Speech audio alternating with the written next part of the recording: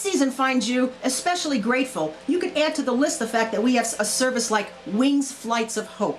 Here's Joe DeMarco with more.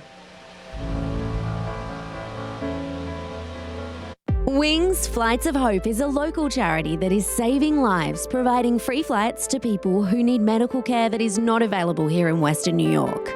Today on AM Buffalo, we are zooming into the cockpit to chat with Wings founder Joe DeMarco while he waits at Teterboro Airport in New York City to deliver a Western New York couple safely home to Buffalo after a day of cancer treatment. So, Joe, why is it so important for people? Why can't they jump on a commercial flight or even drive? Even a drive for some people is difficult if they're ill or they can't make that trip. Commercial flights, sometimes you can't get the flight you need when you need it. And then you're exposed to germs. And even before COVID, people with cancer, their immune system's compromised from chemo, and just being around people is not a good situation. So some doctors won't even let their patients fly commercial.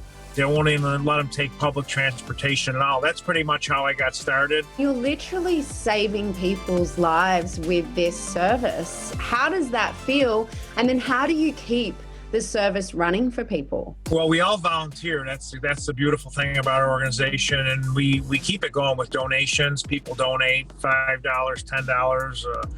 A woman came in the other day, beautiful 92-year-old lady who was going to leave us in her will and brought a beautiful check for us. I said, you just sponsored 40 Flights of Hope. She started crying, and everybody volunteers. The pilots get the rewards of seeing people get better.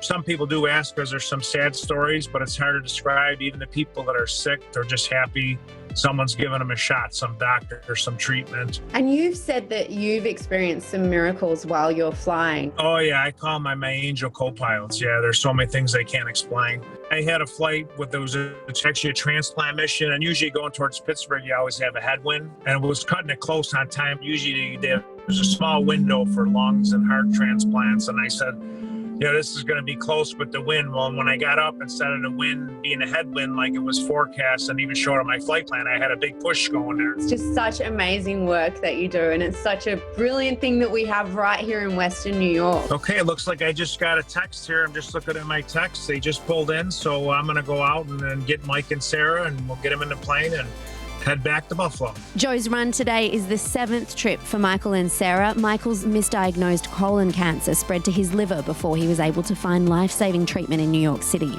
In Buffalo, unfortunately, his options were really bleak, and basically they gave him maybe only a year once he was diagnosed. You go from 0 chance of survival to now absolutely a chance of survival. How does that make you feel, Michael? Pretty good. They've already actually done one surgery in early October that cleared about half of the cancer out of my body. So it's definitely been a lot of progress so far already, provided, being able to get here with Wings helped huge with that. I think it's important for people to know not to be afraid to look outside of the area.